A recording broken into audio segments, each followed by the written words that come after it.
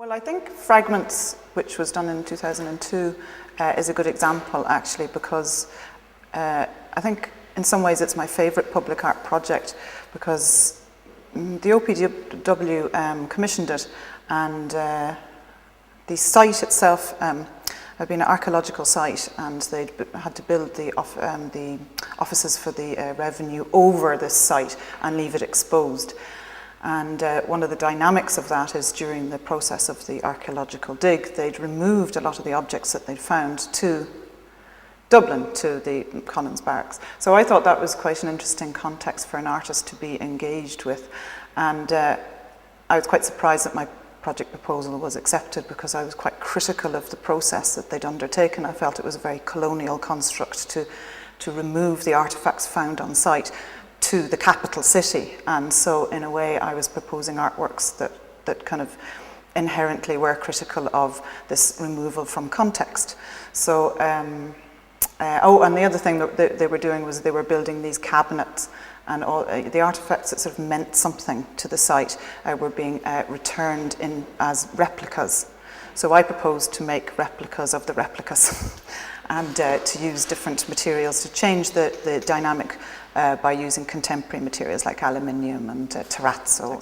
So for me, I felt that was a kind of an opportunity to work within the public realm in a slightly critical way of the, I suppose, the engine of the state. The Site-Ations project grew from an engagement with artist-led organisations across Europe, primarily across Europe, although there were some partners in the United States. And I'd been involved as an artist in one of the Site-Ations projects, the second one in New York. And as a result of that participation with other Irish artists, Martina Galvin, Aisling O'Byrne and Alistair McLennan, we decided that we would set up Artist Exchange, which would be, we would just be an informal sort of translocational body, and we'd be a point of contact for exchanges between Ireland and international. And so we were able to, through the networks that we met, through Site-Ations, we were able to suggest Irish artists for particular projects.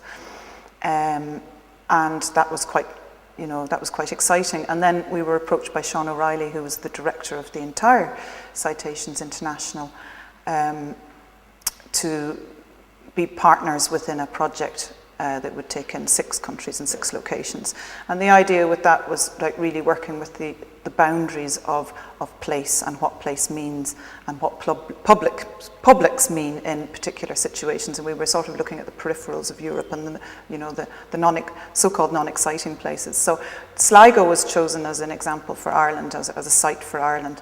And I thought that it had very complex histories that could be engaged with for artists to come and actively work.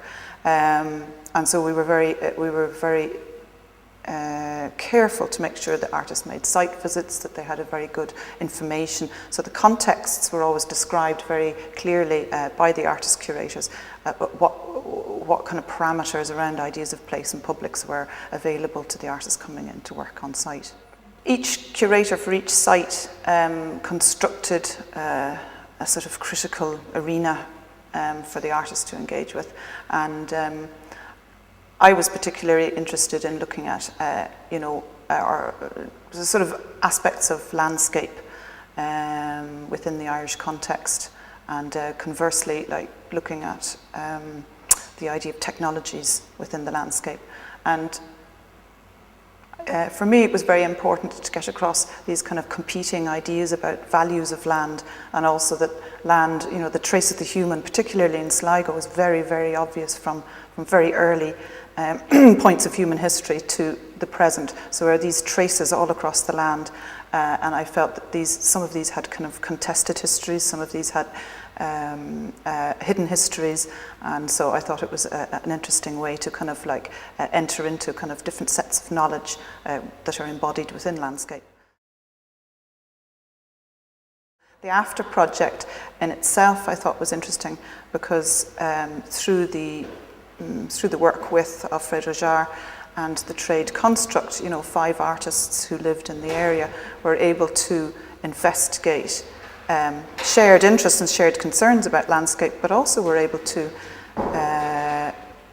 I suppose, be quite critical of the infrastructure that underlies Leitrim County and Roscommon County. So we were being quite critical, and I thought it was interesting that we were being publicly funded to do this criticism of the public space or the public realm. So, and in the 5 projects that we made, the interventions into the landscape, all are very different, but they do tackle particular points within. So for me, it was really interesting to work within that framework, and in a way that sort of set me off in looking at what different audiences one can reach in working in that way, in working in a discursive way within the public space, and also placing art very at the forefront of that discourse, as well as letting other sets of knowledge inform those types of discourse.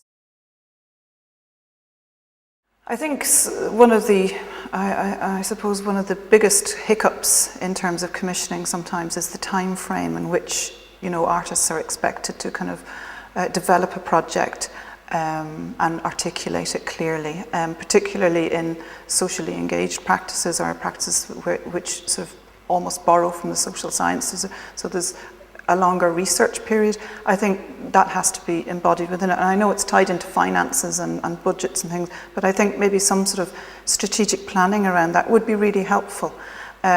Sometimes there are these kind of very long lead-ins to projects, and then they can happen quite quickly, but it's the research phase that can take quite a long time, and unnecessarily so, because otherwise it's just it's a kind of very surface engagement. Also, an identification of who the audience are.